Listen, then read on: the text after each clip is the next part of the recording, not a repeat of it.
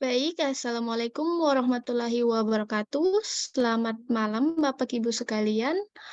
Alhamdulillahirrabbilalamin, pada malam hari ini kami masih bisa berkumpul di webinar LKP Konsultan Indonesia periode 27. Pada malam hari ini kita memasuki materi ketiga maksud saya materi kedua di periode 27 kali ini. Adapun topik materi hari ini yaitu pengadaan barang atau jasa desa yang akan dibawakan oleh narasumber kita yang tentu saja berpengalaman di bidangnya, yaitu Bapak Tommy Darlinanto selaku JFPPBJ Muda Kabupaten Gunung Kidul. Baik, untuk mempersingkat waktu, langsung saja waktu dan tempat dipersilahkan, Pak. Ya, selamat malam Mbak Cindy, selamat malam Bapak Ibu semuanya yang ada di room. Ini kita ada Pak Malam, Pak. Burhan, ya ada Pak Supriyanto SE, ada Pak Usmani dan Pak Zakaria. Nanti moga ada yang bertambah lagi ya Mbak Cindy ya. Oke, saya mau izin share screen Mbak, sudah di close ya. Silakan, Pak. Ya, Bapak Ibu yang saya hormati, Assalamualaikum warahmatullahi wabarakatuh. Salam sejahtera untuk kita semua. Om Swastiastu, Namo Buddhaya, salam kebajikan, berkah dalam. Bapak Ibu yang saya sayangi dan saya hormati, malam hari ini saya mohon izin mungkin kalau nanti ada sedikit berisik-berisik ya. Posisi saya ada di stasiun Tugu di Yogyakarta. Saya malam ini ada perjalanan ke Jakarta karena akan mengikuti Munas dan Rakernas di Munas di Jakarta, IPI. Ya, malam hari ini kita akan mendiskusikan tentang pengadaan barang jasa di desa. Tuh, Bapak Ibu.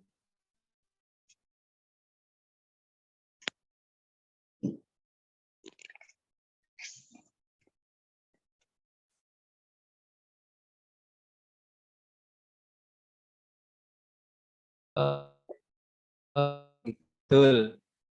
Kemudian kalau saya lahir di Gunung Kidul 1 April 1981, pendidikan saya S1-nya dan S2-nya hukum.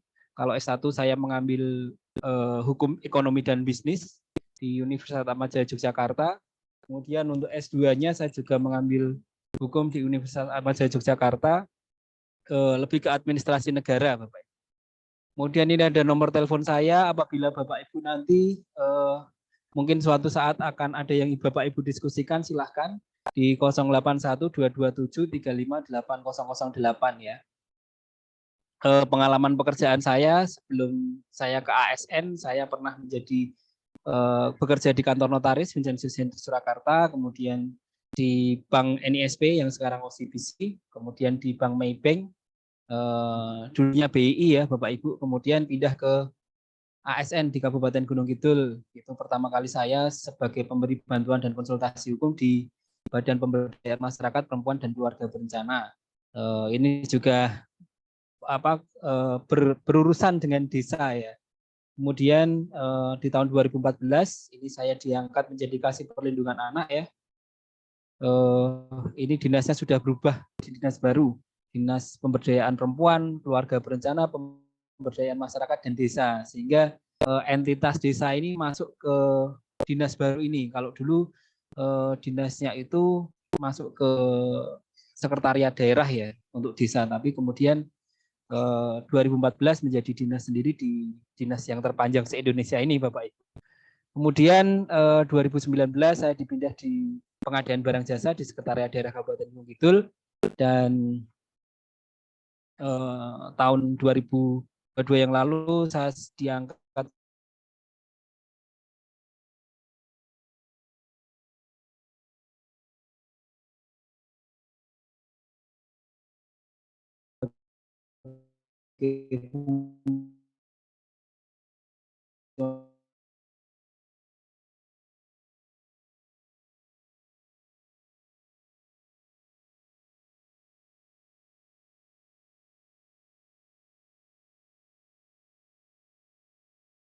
dapat pengadaan di Kabupaten Gunung Kidul, khususnya di dinasku tadi.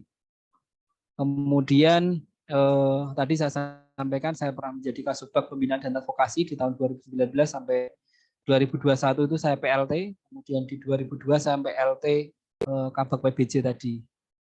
Nah, sampai sekarang saya fungsional PBJ ahli muda. Kemudian dulu ada pendamping kontrak ya Bapak Ibu di tahun 2020 itu dari LKPP, kemudian tahun setelah itu di merger ya, dijadikan satu pendamping kontrak ini dengan Probity Advisor, sehingga Probity Advisor ini mendampingi Bapak Ibu semua di kabupaten kota maupun kementerian lembaga yang membutuhkan probity dari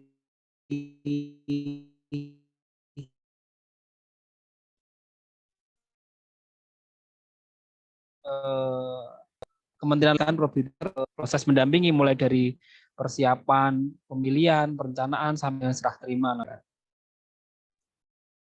Kemudian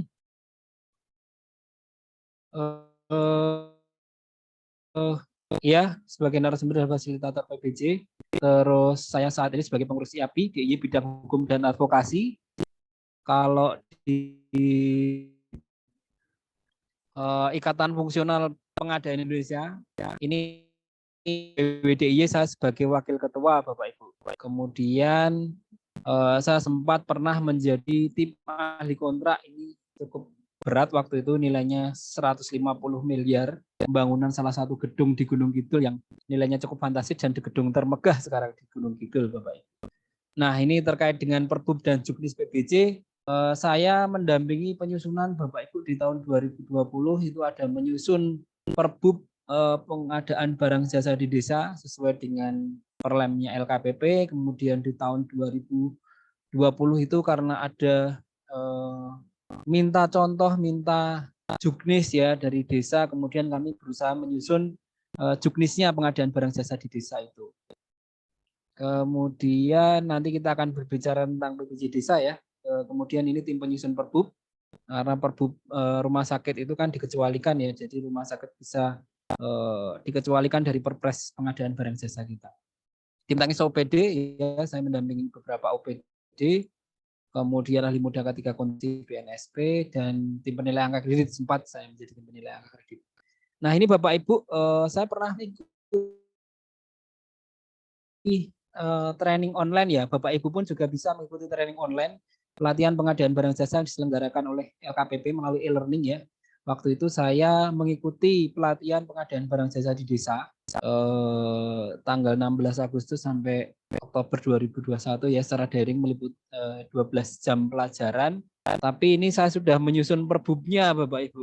Baru saya kemudian mengikuti pelatihan karena waktu itu ada pelatihan dari LKPP dan ini saya ikuti. Nah, kalau kita berbicara tentang pengadaan barang jasa di desa Bapak Ibu, ini tidak lepas dari Undang-Undang Nomor 6 tahun 2014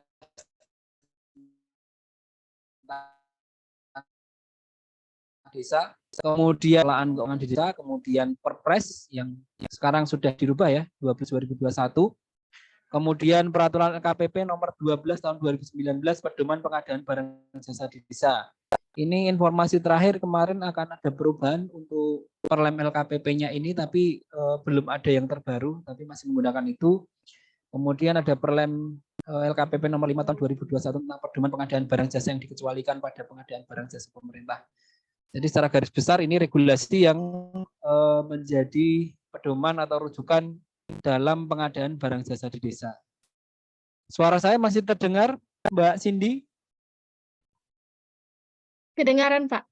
Oke ya. Nanti kalau ada sesuatu silakan Mbak Cindy langsung sampaikan ke saya ya kalau misalkan agak nggak jelas atau gimana. Baik, Pak. Baik, Siap. Pak. Oke. Saya lanjutkan ya Mbak Cindy. Bapak Ibu semua yang saya hormati. Jadi kalau PBJ desa ini kan menggunakan anggaran pendapatan dan belanja desa untuk digunakan sebagai proses melakukan pengadaan barang jasa di desa agar tujuan desa yang mandiri dan sejahtera itu bisa terwujud. Kemudian Perpres 12/2021 ini ada pengecualian ketentuan dari Perpres ini apabila pengadaan barang jasa yang diatur dengan ketentuan perundang-undangan lainnya. Jadi pengadaan barang jasa di desa ini diamanatkan dan berdasarkan pedoman LKPP itu disusun peraturan bupati atau peraturan wali kota ya Bapak Ibu. Kalau kami di Gunung Kidul ini kan peraturan bupati tentang pengadaan barang jasa di desa. Kemudian di Perlem nomor 5 2021, ruang lingkup peraturan lembaga ini meliputi pedoman pengadaan barang jasa yang diatur dengan ketentuan peraturan perundang-undangan lainnya. Ini yang Perlem pengadaan dikecualikan ya. Masih inline. Kemudian ini kita tadi saya sampaikan turunannya kenapa kemudian LKPP menyusun pedoman pengadaan barang jasa di desa ini karena di Permendagri 20 tahun 2018 tentang pengelolaan keuangan desa pasal 52 ayat 6 menyebutkan seperti ini Bapak Ibu. Tata cara pelaksanaan kegiatan pengadaan barang jasa di desa diatur dengan peraturan bupati atau wali kota tentang pengadaan barang jasa di desa berpedoman pada peraturan perundang-undangan mengenai pengadaan barang jasa di desa. Jadi diatur dengan peraturan bupati ya. Kemudian pedomannya ini peraturan perundang-undangan mengenai pengadaan barang jasa di desa. Siapa yang mengeluarkan pedoman? Ini adalah teman-teman kita dari LKPP. Ya, clear ya untuk dasar hukumnya. Kenapa sampai muncul harus diatur dengan peraturan bupati dasarnya di Permendagri 20 nomor 20 tahun 2018. Kemudian PBJ desa atau belanja barang desa ini apa sih? Ini kalau ketentuan di pasal 1 angka 29 Permendagri ini menyebutkan bahwa secara hukum penjelasannya adalah kegiatan untuk memperoleh barang atau jasa oleh pemerintah desa baik dilakukan melalui swakelola dan atau penyedia barang jasa. Jadi di angka 29 ini menyebutkan dengan jelas bahwa pengadaan barang jasa di desa ini bisa dilakukan melalui swakelola atau penyedia seperti pengadaan barang jasa di pemerintah kabupaten, lembaga kementerian lembaga ya Bapak Ibu ya. Cuman swakelolanya ini memang tidak spesifik seperti swakelola yang swakelola tipe 1, 2, 3, dan 4. Tetapi swakelolanya ini swakelola untuk dilaksanakan oleh masyarakat setempat, gitu, memberdayakan masyarakat setempat, gitu Bapak Ibu ya. Kemudian apa sih belanja desa? Kalau pengertiannya, belanja desa adalah semua pengeluaran yang merupakan kewajiban desa dalam 1 tahun anggaran yang tidak akan diperoleh pembayarannya kembali oleh desa. Belanja desa digunakan untuk mendanai penyelenggaraan kewenangan desa. Jadi semua pengeluaran yang merupakan kewajiban desa dalam 1 tahun anggaran dan yang tidak akan diperoleh pembayaran kembali oleh desa.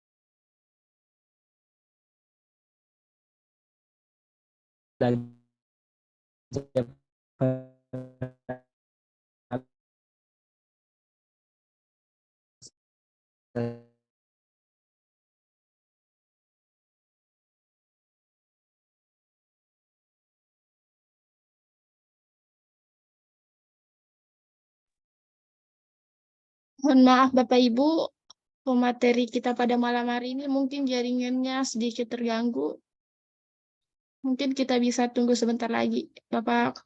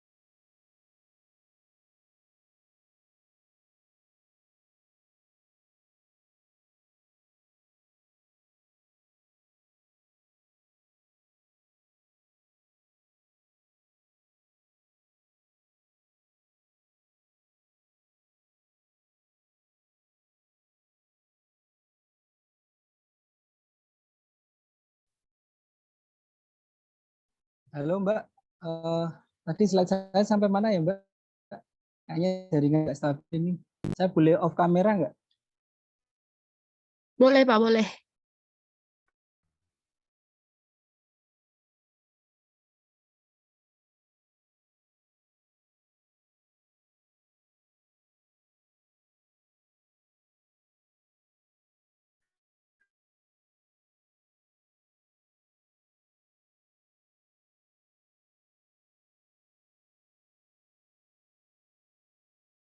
Selamat malam Bapak Ibu, Pak Burhan, Pak Usmani, Pak Erwin, Bu Kairunisa ya ini, Pak Pratidina Aji Widodo.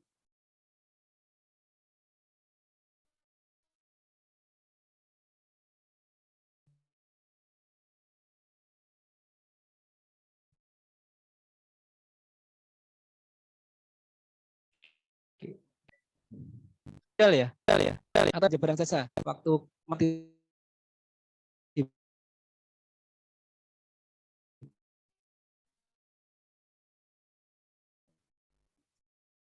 Mohon maaf, Pak, Halo Mbak videonya Siti. masih agak ngelag. Iya, Pak.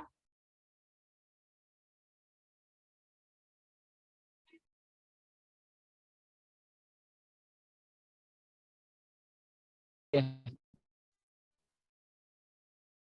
Ini tadi sama. Halo.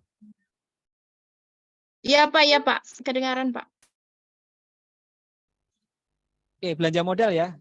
Jadi di desa itu ada beberapa belanja pegawai dan seterusnya, belanja modal, dan nanti ini yang kita bicarakan tentang pengadaan barang jasa di desa ini salah satunya adalah belanja modal Bapak Ibu. Jadi belanja modal ini digunakan untuk pengeluaran pengadaan barang yang nilai manfaatnya lebih dari 12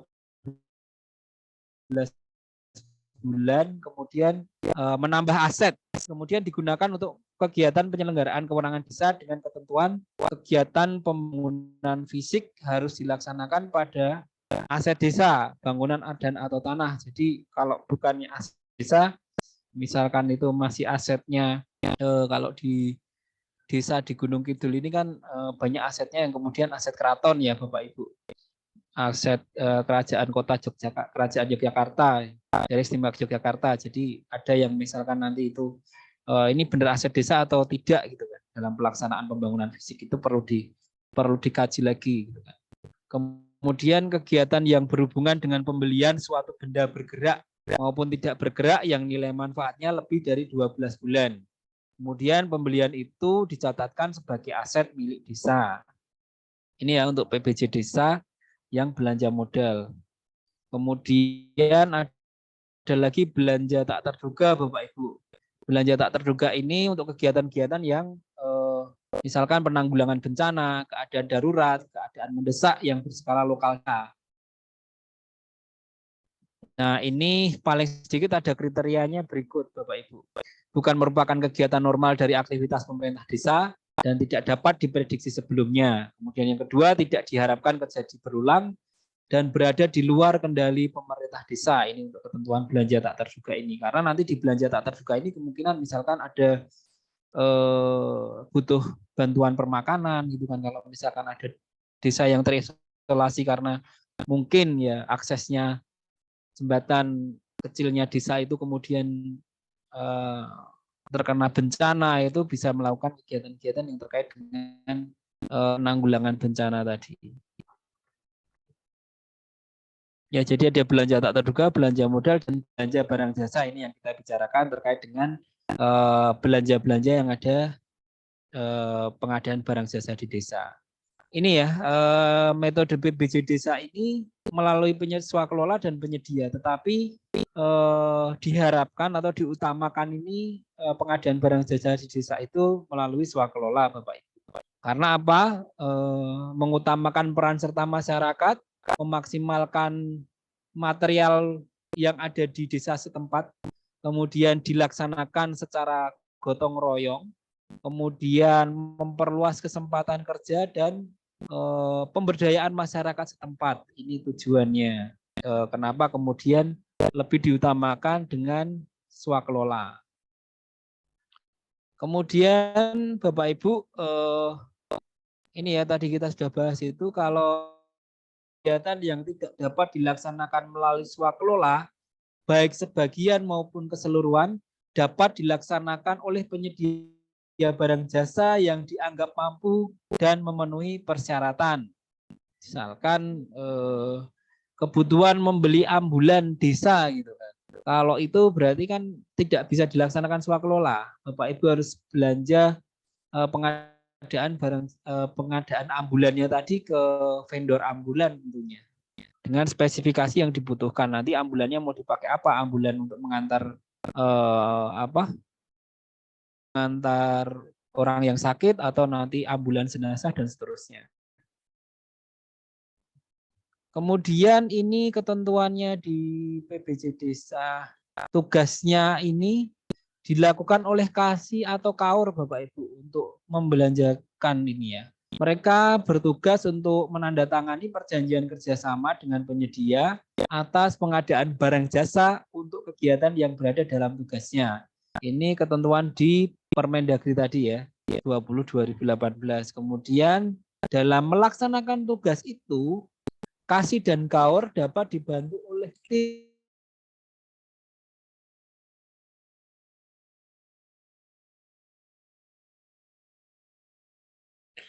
dan Perbub itu bisa mengatur berapa sih jumlah tim itu gitu kan, maksimal berapa. Ini ya.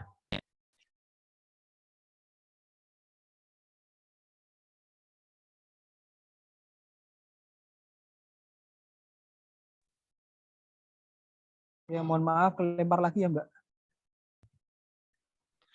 Oke, kayaknya jaringan saya nggak stabil ini. Saya lanjutkan ya Mbak. Sudah di co-host. Oke. Mohon maaf Bapak Ibu karena jaringan nggak berfungsi ya. Jadi ini saya lanjutkan terkait dengan kriteria keberhasilan pengadaan barang jasa di desa ini ya Bapak Ibu. Jadi pengadaan barang jasa di desa ini dinyatakan berhasil, dikatakan berhasil ini apabila pengadaannya sesuai dengan prinsip pengadaan barang jasa di desa. Nanti kita akan belajar prinsipnya apa, etika pengadaan barang jasa di desa seperti apa. Kemudian sesuai kondisi sosial budaya masyarakat desa. Nah ini masyarakat desa ini kan masing-masing desa itu punya kultur ya, punya budaya masing-masing ya. Kemudian yang jelas pengadaan barang jasa ini kan duitnya masyarakat ya. Tentunya bermanfaat bagi seluruh masyarakat di desa tersebut dan mendukung pembangunan di desa. Ini keberhasilan pengadaan barang jasa desa. Nah ini Bu Sri Mulyani nih yang lagi viral nih Bapak Ibu ya. Tapi beliau menyampaikan bahwa anggaran dana desa sebesar 800 juta sampai 3,5 miliar ini per tahun diharapkan bisa memperbaiki kondisi masyarakat. Saya titip anggaran itu bukan untuk kepala desa tetapi untuk rakyat di desa.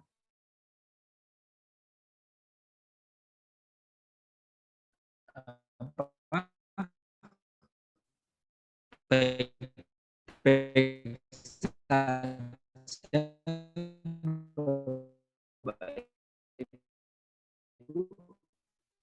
atau ada persoalan kasus korupsi dana desa itu ada 252 kasus. Ini sudah tahun 2023 ya. Ini ada sebenarnya ada datanya tapi kemarin saya masih menggunakan data yang lama.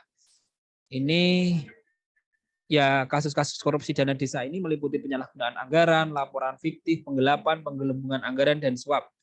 Bapak Ibu bisa searching di Google itu kasus-kasus korupsi dana desa seperti apa. Total kerugian negara mencapai 107,7 miliar ini yang disampaikan oleh ICW ya, Bapak Ibu.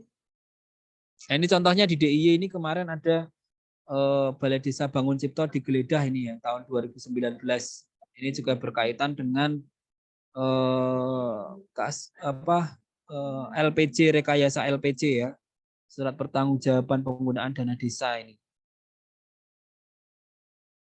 Oke, monggo Bapak Ibu bisa dicari di search di Google terkait dengan kasus-kasus dana desa yang ada di Bapak Ibu ya. Ini beberapa sampel contohnya ya Bapak Ibu. Ini Kadis Kulon Progo diduga korupsi 1,15 miliar, kantornya digeledah dan seterusnya ini ya Bapak Ibu.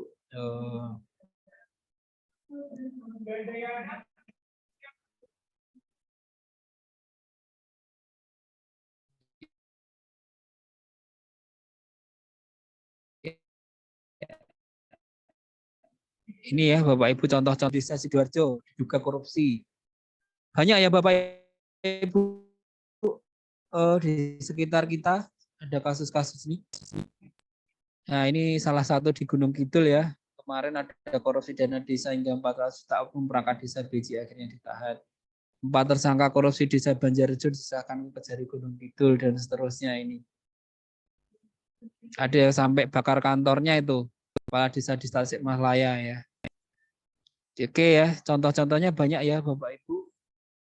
Ini yang disidangkan, kemudian terdakwa TPAS Baleharjo divonis 1,8. Nah, tadi saya sampaikan ya pengadaan barang jasa ini kalau yang melalui swakelola ini kan pengadaan barang jasa desa ini rohnya sebenarnya dilakukan melalui swakelola. Tapi kalau tidak bisa dilakukan melalui swakelola ya melalui penyedia tadi. Tapi diutamakan ya, diutamakan melalui swakelola. Ya, pelaksana swakelola ini bisa tim pengelola kegiatan. Kalau misalkan ada konstruksi sederhana tidak rumit itu dapat dilakukan dengan swakelola. Oke. Di perencanaan ini penyusunan spek, tenaga kerja, perkiraan biaya, kemudian di pelaksanaan kebutuhan barang jasanya seperti apa. Kalau untuk pekerjaan konstruksi ditunjuk 1 orang penanggung jawab teknis dari tim pengelola kegiatan yang dianggap mampu. Misalkan ada pegawai dinas UPR ya yang memang dia menangani konstruksi gitu kan. Terus tinggal desa itu ya. Bisa aja dimintain tolong sebagai misalkan dia punya kemampuan untuk menggambar terus menghitung bisa diberdayakan di sini. Ini ada prinsip, etika, ruang lingkup, dan seterusnya. Nanti kita bahas satu-satu. Pada prinsip pengadaan barang di desa ini tidak jauh dengan pengadaan barang jasa di kabupaten, kementerian lembaga. Ini ada prinsip efisien, efektif, transparan, terbuka, pemberdayaan masyarakat. Ya kan? Yang tidak ada ini hanya pemberdayaan masyarakat di pengadaan barang jasa secara kementerian lembaga pemerintah daerah. Kalau pemberdayaan masyarakatnya nggak ada. Kalau kita di PJ Desa ini ada pemberdayaan masyarakat. Gotong royong juga. Kemudian bersaing, adil dan akuntabel. Ada dua prinsip ya. Itu yang perlu ditegaskan di sini. Ada prinsip gotong royong. Etika pengadaan barang desa ini dilaksanakan secara tertib, dilaksanakan secara profesional, tidak saling mempengaruhi, menerima dan bertanggung jawab atas keputusan, menghindari dan mencegah terjadinya pertentangan kepentingan, kemudian menghindari dan mencegah pemborosan dan kebocoran keuangan, menghindari dan mencegah penyalahgunaan wewenang anti gratifikasi ya ini ya. Ini terkait dengan etika. Ini ada penjelasannya masing-masing, nanti Bapak Ibu bisa memahami dan dibaca dan memahami terkait dengan etikanya. Kemudian nah ini kalau ruang lingkupnya pengadaan, ini kan tadi ya merupakan pelaksanaan kewenangan desa yang kegiatan dan anggarannya bersumber dari APB desa atau anggaran pendapatan belanja desa. Sumbernya APBD bisa dari mana-mana ya, bisa dari dana desa, bisa dari PKK, provinsi dan seterusnya. Ada bisa dari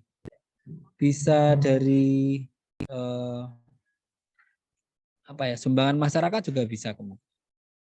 Kemudian pengadaan utamakan peran serta masyarakat melalui swakelola dengan memaksimalkan pemanfaatan sumber daya yang ada di desa secara gotong royong dan melibatkan partisipasi masyarakat dengan tujuan memperluas kesempatan kerja dan pemberdayaan masyarakat setempat. Tadi kita sudah bahas itu ya.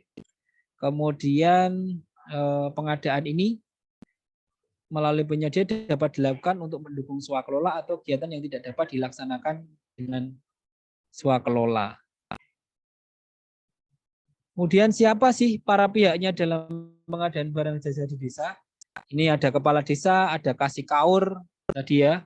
Kemudian ada tim pelaksana kegiatan atau TPK, kemudian ada masyarakat dan penyedia. Oke. Ini ya. Kalau kepala desa ini tugasnya apa?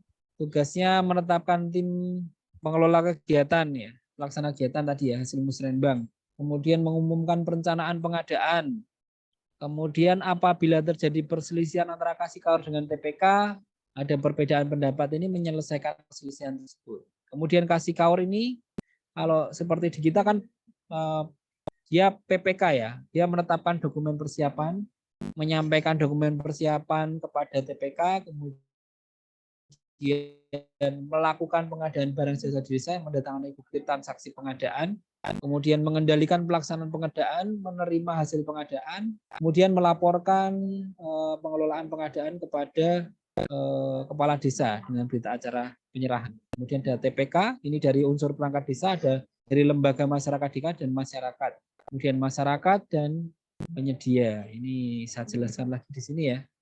Petugasannya ya, kalau masyarakat ini kan nanti melaksanakan swakelola, kemudian bisa melakukan pengawasan nih pengadaan barang jasa di desa yang tadi sudah diproses, sudah ditandatangani, sudah dilaksanakan oleh Kasikaur tadi ya. Kemudian juga mengawasi proses pelaksanaan swakelola, pembelian langsung, lelang, tender, pengembangan hasil PBJ itu bisa dilakukan pengawasan oleh masyarakat ya. Kemudian penyedia tugasnya apa? Menyediakan barang jasa yang tadi untuk kegiatan swakelola tadi, atau pengadaan barang jasa yang memang harus dilaksanakan oleh penyedia tadi ya. Kemudian dia bertugas misalkan nanti ada permintaan penawaran, itu bisa menyampaikan penawaran. Kemudian bisa menjadi peserta lelang atau tender di pengadaan barang jasa di desa.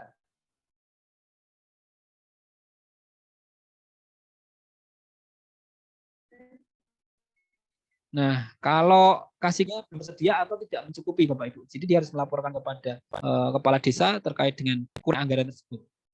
Kemudian Kaur Keuangan tidak boleh menjabat sebagai pengelola pengadaan barang jasa di desa. Ini yang nggak boleh kan Kaur Keuangan, tapi Kaur yang kasih Kaur yang lain, Kaur yang lain boleh.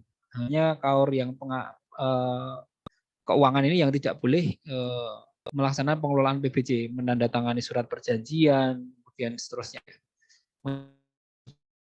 Teknis dan seterusnya. Kemudian kalau tugas tim pelaksana kegiatan tadi ya, TPK, ini melaksanakan swakelola ya, kalau kegiatan swakelola tadi. Kemudian kalau nanti ada proses tender ya, pengadaan barang jasa yang melalui lelang atau tender, ini tim pelaksana kegiatan itu menjadi pokjanya ya Bapak Ibu ya. Jadi dia nyusun dokumen lelang, kemudian mengumumkan lelang tadi, kemudian mengevaluasi, memilih, menetapkan penyedia, kemudian memeriksa dan melaporkan hasil pengadaan barang jasa di desa tadi ke Kasikaur, kemudian mengumumkan hasil kegiatan pengadaan barang jasa di desa.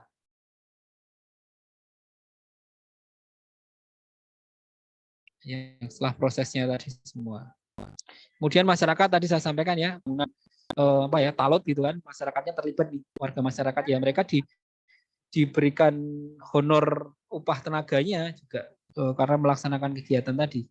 Kemudian mengawasi pelaksanaan pengadaan barang jasa di desa. Oke. Nah, kemudian untuk penyedia ini syaratnya gampang sekali ya Bapak Ibu. Sebenarnya penyedia ini diharapkan penyedia lokal, penyedia yang ada di desa tersebut yang pertama kali diprioritaskan. Kemudian kalau nggak ada penyedia di sekitar desa tersebut ya, kemudian desa tetangganya. Kalau nggak ada lagi ya desa di wilayah kecamatan yang lain, sampai kemudian di kabupaten setempat itu. Dia harus memiliki sumber daya yang diperlukan dalam pengadaan barang jasa di desa. Kemudian memiliki tempat atau lokasi usaha.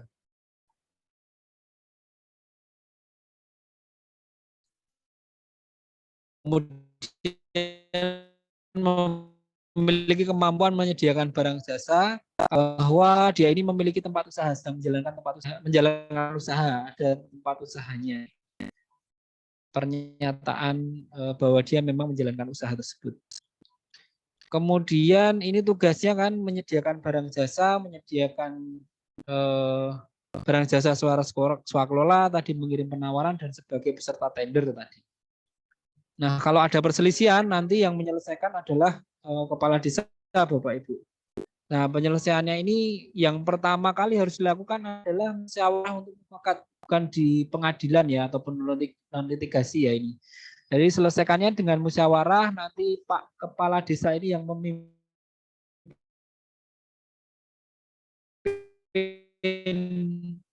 jalannya musyawarah sudah tidak bisa dilakukan atau tidak ada kesepakatan, maka bisa melakukan melalui penyelesaian sengketa kontrak pengadilan atau di pengadilan ya. Itu pilihannya ya. Sehingga di dalam kontraknya tadi sudah harus ada pilihan-pilihan itu. Nah, kalau di secara umum ini ada pengadaan barang jasa di desa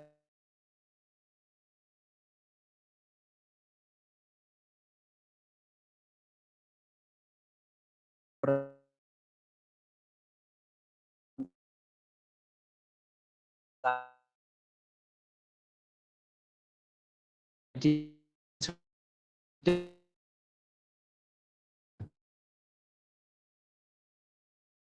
tentu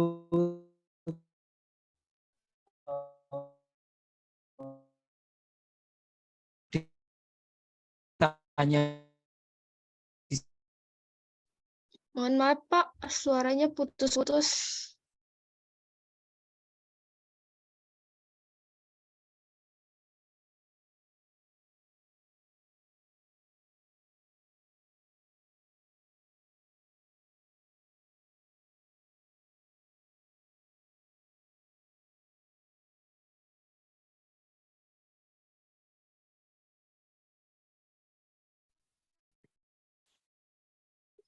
ya maaf Mbak kelempar lagi ya.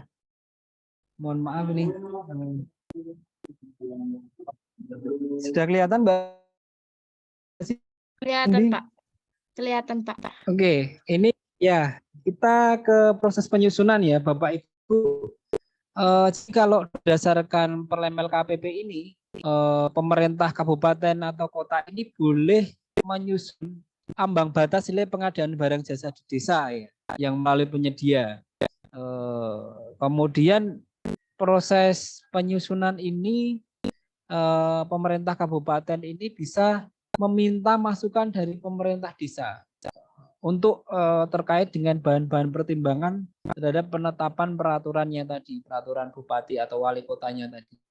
Nah, ini meminta masukan juga dari pemerintah desa ya. Waktu itu pada saat kami menjadi tim penyusun Perbu PBJ desa itu, kemudian dari Badan Pemberdayaan Masyarakat Desa, pemerintahan desa itu menyajikan data pembelanjaan di desa, kemudian berapa paling minimal dibelanjakan, kemudian paket-paket yang konstruksi itu belanjanya sampai berapa ratus juta sih gitu kan.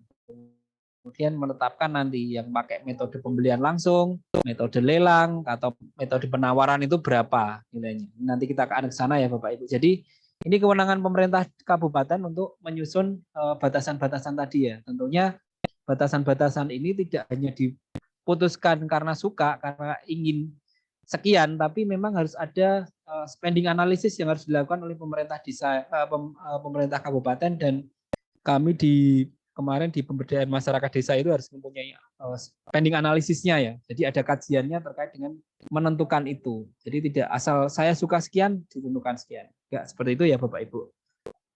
Nah ini kalau contohnya di Perlem ya, Perlem KPP ini tadi ya. Kalau pembelian langsung ini sampai dengan 10 juta. Jadi langsung beli di toko. Kemudian kalau permintaan penawaran ya minta penawaran penyedia di sampai dengan 200 juta. Jadi 10 sampai 200 juta.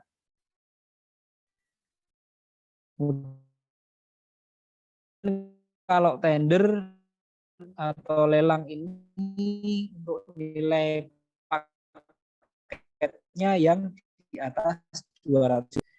Ini boleh dirubah sesuai dengan kebutuhan, sesuai dengan apa namanya spending dilakukan oleh tim pengelola kegiatan dan masyarakat.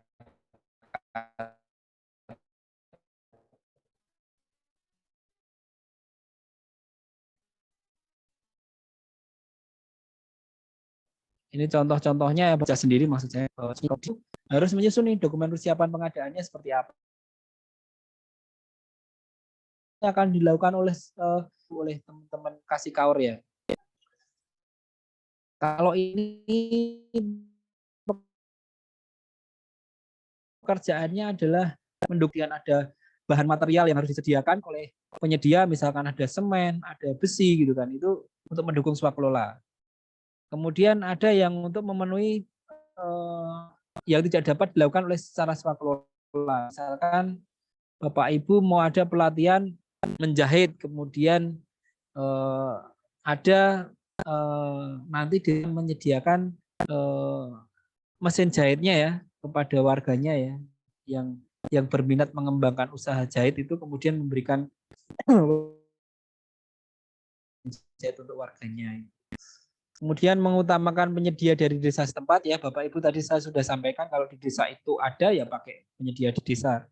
Kalau nggak ada ya desa sebelah. Kalau nggak ada lagi desa di lingkup kecamatan atau desa di wilayah kabupaten itu. Kalau nggak ada lagi ya akhirnya di luar desa. Tapi harus ada penjelasan lah, justifikasi kenapa kemudian membeli di luar desa itu. Iya, kalau syarat administrasi penyedia kan syarat pernyataan kebenaran usaha tadi yang saya sampaikan bahwa dia benar-benar memiliki usaha, di alamatnya jelas gitu kan. Dia menyatakan itu. Kemudian ada NPWP dan kalau diperlukan ada persyaratan misalkan khusus tadi ada punya peralatan untuk konstruksi maupun tenaga kerja tadi ya. Nah, kalau mekanisme pembelian langsung ini membeli atau membayar langsung kepada penyedia yang dilakukan oleh kasih kaur, nilainya tidak sampai 10 juta tadi ya, sampai dengan 10 juta. Kemudian tetap ada proses negosiasi, kemudian transaksi dituangkan dalam bentuk pembelian, nota, gitu kan, dan bentuk pembelian lainnya. Kemudian kalau misalkan penyedia ini bisa berturut-turut maksimal 2 tahun anggaran. Kalau misalkan tidak ada penyedia yang lain ya bisa lebih dari itu kalau memang tidak ada penyedia lain yang menyediakan ya. Kemudian berdasarkan nilai besaran nilai didasarkan ambang batas nilai yang kegiatannya itu ditetapkan dalam Musrenbangdes tadi ya. Kemudian kalau permintaan penawaran ini TPK membeli barang jasa kepada penyedia melalui permintaan penawaran secara tertulis dari minimal 2 penyedia. Jadi misalkan tadi disepakati nilainya dari 10 juta sampai 200 itu permintaan penawaran, berarti kan TPK ini akan mengundang penyedia yang ada di desa itu minimal ada 2 penyedia ya. Diundang untuk memasukkan penawaran. Ya, prosedurnya ya, permintaan penawaran TPK ke penyedia dilampiri secara teknis dan formulir surat pernyataan. Penyedia kemudian menawarkan secara tertulis. Kemudian TPK mengevaluasi penawaran tadi, terus dilakukan kalau misalkan lulus dilakukan negosiasi harga ya. Dalam hal penyedia lulus lebih dari 1 pemenang diambil dari penawaran harga terendah misalkan tadi ya.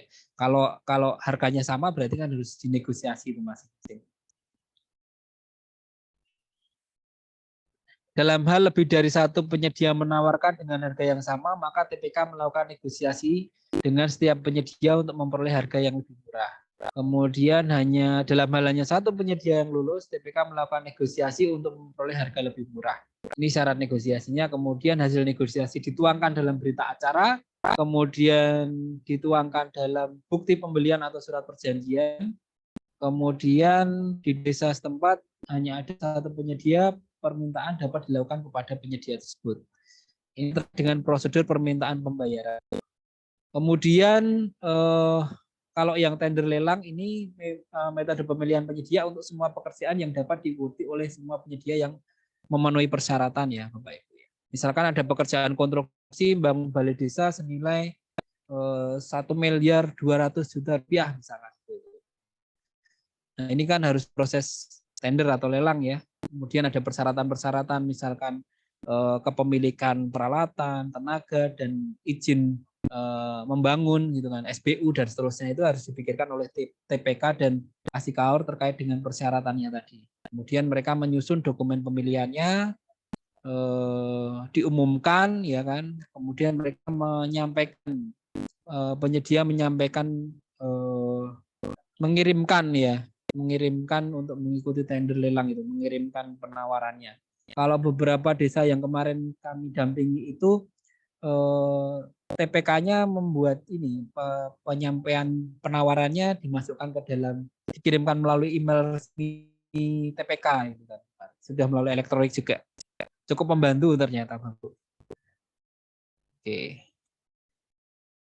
Ini ya, nanti setelah ada dokumen dikirimkan, kemudian TPK melakukan evaluasi penawaran, kemudian menyatakan lulus yang memenuhi persyaratan teknis tadi. Kalau hanya terdapat satu penerja yang lulus, maka TPK melakukan negosiasi. Kalau harganya sama, maka TPK melakukan negosiasi ke setiap penyedia tadi ya. Kemudian menetapkan pemenang, penyedia pemenang tender lelang, kemudian nanti berkontrak dengan kasih kaur, antara kasih kaur dengan penyedianya ini berkontrak dan melaksanakan pekerjaan sesuai dengan kontrak tersebut. Nah, Bapak Ibu, kalau misalkan ternyata penyedia ini gagal melaksanakan kontrak, maka akan diberikan sanksi juga ya. Kemudian kalau ini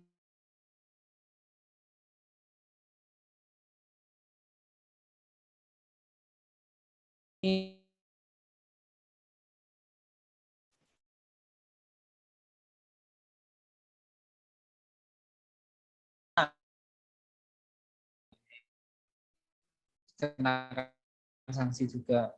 Mengundurkan diri dengan alasan yang menyelesaikan kerjaan sesuai kontrak ya, kenakan sanksi, Bapak Ibu. Sanksinya bisa sanksi administratif.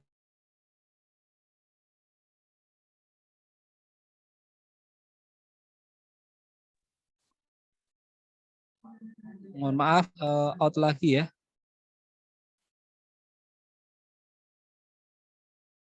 Nah, ini ada bentuk sanksi dari penyedia ya, Bapak Ibu. Tadi saya lanjutkan, ada gugatan secara perdata, laporan secara pidana, kemudian pembatalan sebagai calon pemenang, denda keterlambatan, ganti rugi. Ini bisa diatur di dalam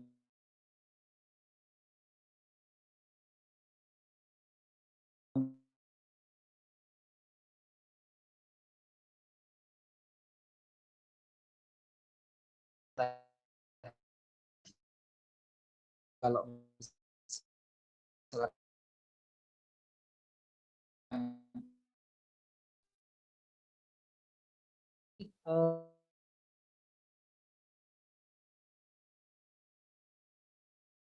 Mohon maaf, Pak, suaranya putus-putus. kasus yang ada di desa kita ada sampai di salah.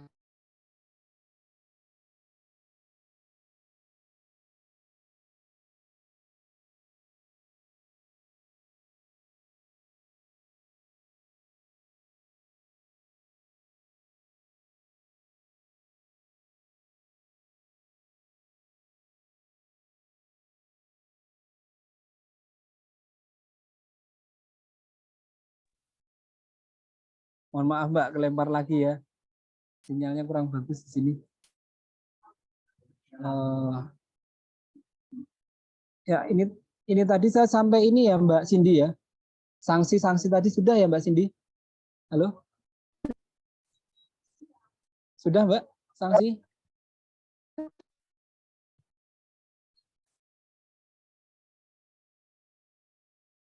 Suara saya kedengaran Mbak Cindy, Bapak Ibu? Kedengaran, Pak. Oke, tadi saya sampai ini ya, udah ya sanksi ya. Iya, Pak, benar, Pak. Oke.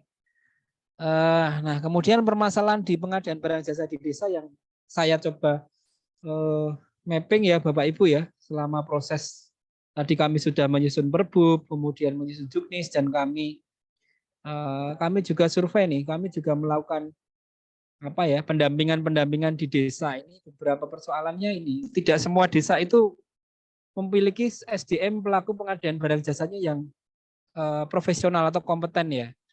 Kemudian di sisi kaur kasihnya itu masih belum bisa nyusun HPS gitu kan.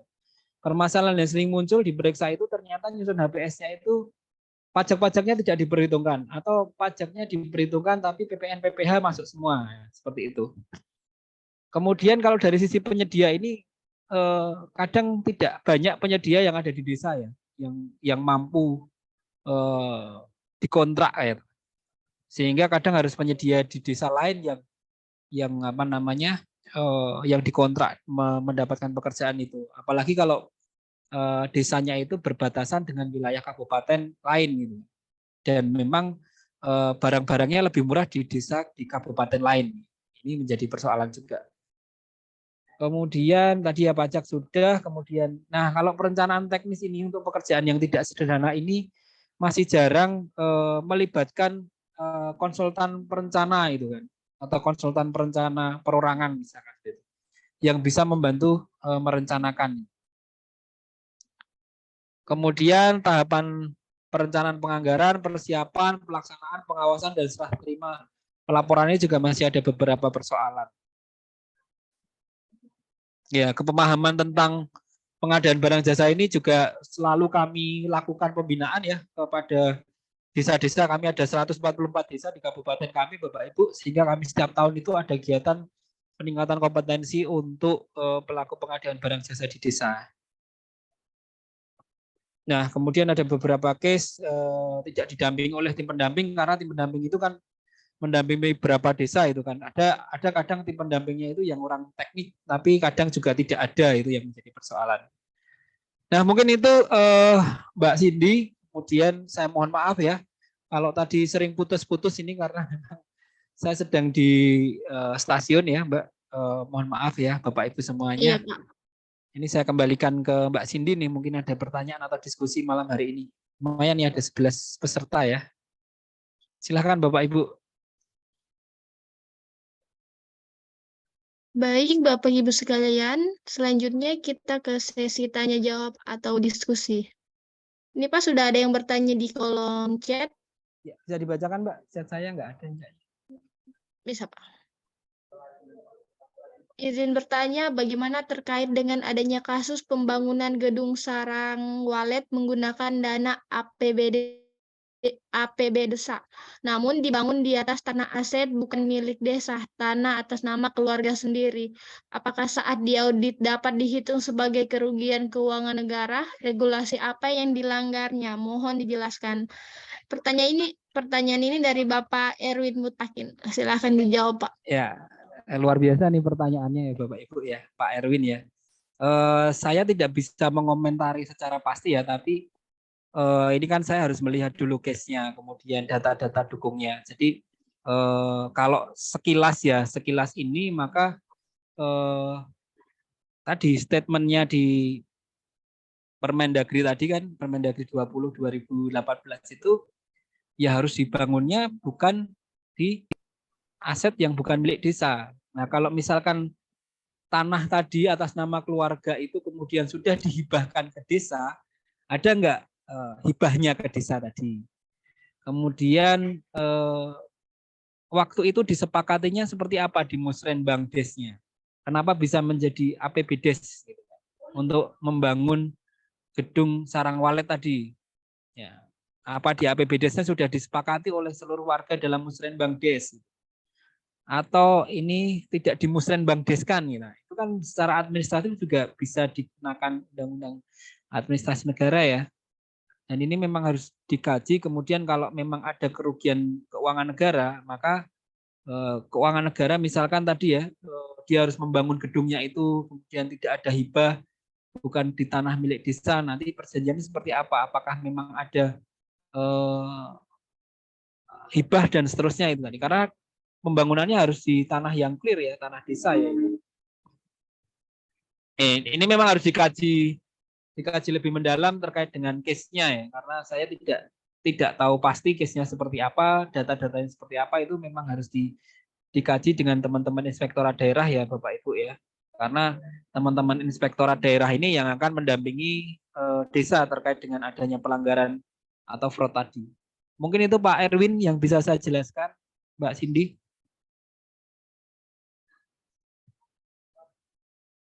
Saya kembalikan Mbak Cindy ya. Baik, Pak. Selanjutnya ada pertanyaan lagi dari Bapak Erwin Mutakin.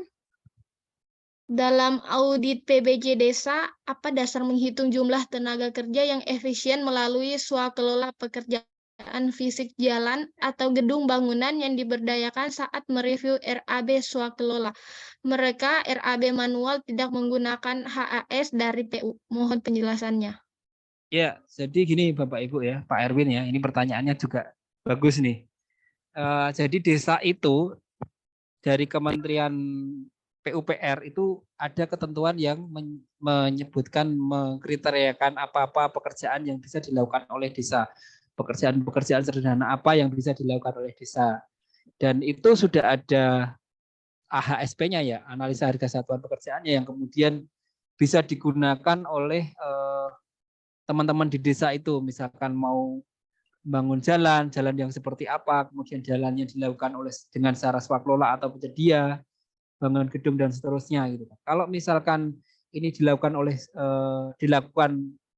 pekerjaan sederhana dengan swaklola, maka yang dihitung RAB swakelolanya itu antara upah, tenaga, dan kemudian bahan-bahan yang digunakan untuk pekerjaan itu atau dibeli untuk pekerjaan itu direview apakah memang sesuai harga pasarnya enggak sih RAB-nya itu, besinya berapa harganya di pasar setempat, kemudian semennya dan seterusnya, bahan-bahan bangunannya itu kemudian dicek apakah tim pengelola kegiatan ataupun kasih kaur dalam menyusunnya itu sudah benar belum, sudah berdasarkan harga survei yang real belum gitu kan. Takutnya mereka tidak melakukan survei nih untuk harga itu. Sehingga apabila memang sudah ada bukti surveinya, tanyakan bukti surveinya, audit PBJ-nya mana bukti surveinya itu. Kemarin berapa harganya dalam menyusun ini gitu. Apa yang didukung dalam penyusunannya. Sehingga itu kemudian analisa harga satuan pekerjaannya itu Kementerian PUPR menerbitkan ya Bapak Ibu ya, terkait pekerjaan-pekerjaan yang sederhana itu, kemudian kalau memang perlu analisa harga satuan yang terbaru ya, Permen PU 1 2022 ya, terbaru itu ya bisa disandingkan dengan Permen PU yang terkait pembangunan pekerjaan yang ada di desa. Ada konstruksi-konstruksi sederhana yang memang dibuat standarnya oleh Kementerian PUPR. Begitu Pak Erwin ya. Nanti bisa di searching itu. Kemarin saya juga dapat kok terkait dengan pekerjaan-pekerjaan swakelola yang bisa dilakukan di desa. Gitu Mbak Cindy ya.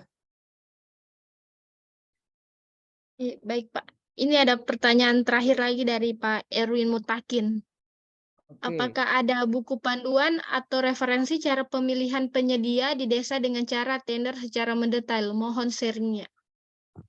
Ya, kalau tadi ya saya sampaikan Pak, LKPP itu membuat buku pedoman ya, buku pintar ya.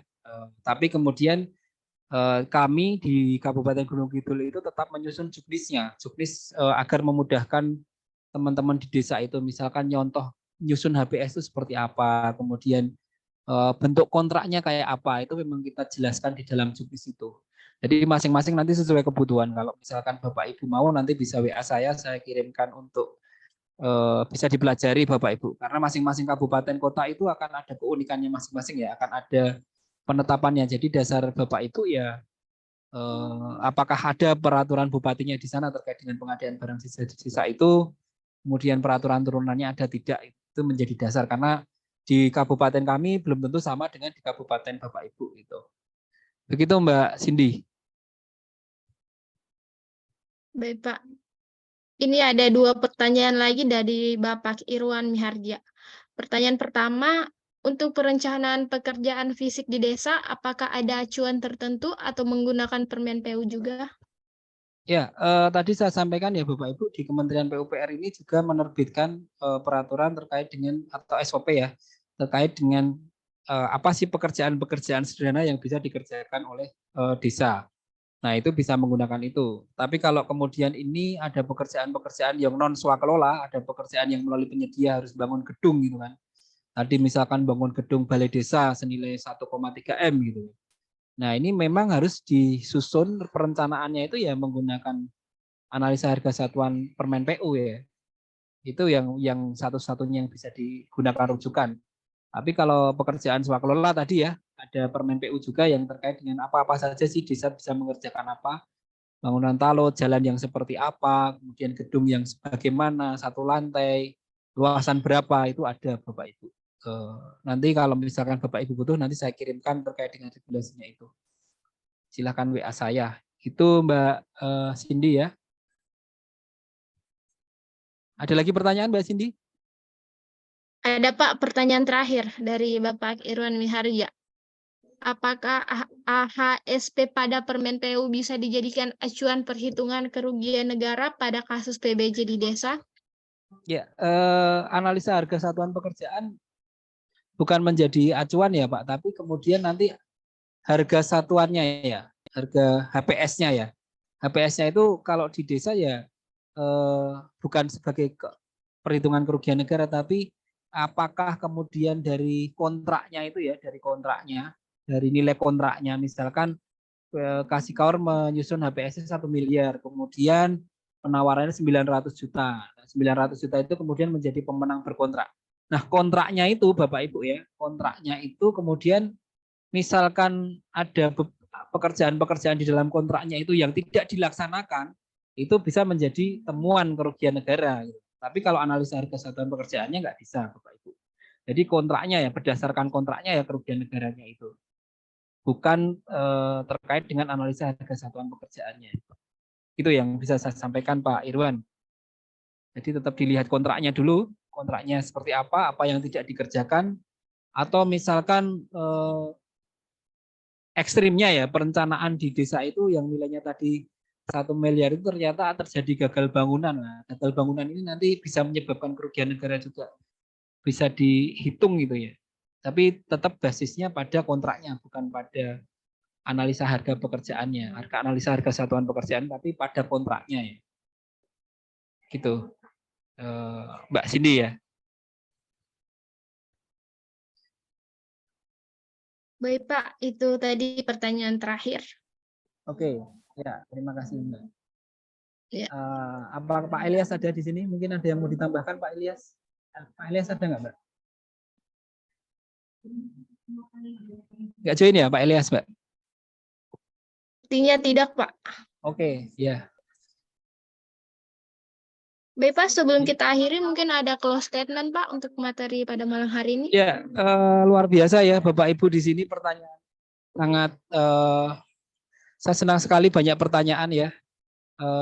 Kemudian saya juga mohon maaf apabila yang saya sampaikan ini tadi banyak terkendala di jaringan, saya mohon maaf sekali. Monggo Bapak Ibu kalau misalkan nanti ada yang perlu didiskusikan lagi, saya siap di handphone saya di 081227 358008 ya. Kemudian ini ada pantun ya. Songo papat punjul 6 menawi lepat nyuwun ngapunten. Jadi ini pantun yang dibuat oleh lagu di Geng Kobra Yogyakarta ini. Jadi saya mohon maaf ya kalau ada banyak salah, banyak kata yang saya sampaikan hari ini. Ya. Oke. Ya, kemudian saya mohon maaf kepada Mbak Cindy dan penyelenggara kalau dalam pelaksanaan ini banyak kekurangan. Terima kasih Bapak Ibu, sukses selalu dan sampai ketemu kembali. Saya kembalikan ke Mbak Cindy ya. Baik Pak, terima kasih banyak Pak atas waktu dan kesempatannya. Baik Bapak Ibu sekalian, demikianlah webinar pada malam hari ini. Saya ucapkan banyak terima kasih untuk narasumber pada malam hari ini, yaitu Bapak Tommy Darlinanto. Terima kasih atas waktu dan kesempatannya. Dan juga saya berterima kasih kepada para peserta yang sudah menyempatkan waktunya untuk bergabung di Zoom pada malam hari ini. Sampai bertemu lagi di webinar, maksud saya di Zoom berikutnya, di materi selanjutnya.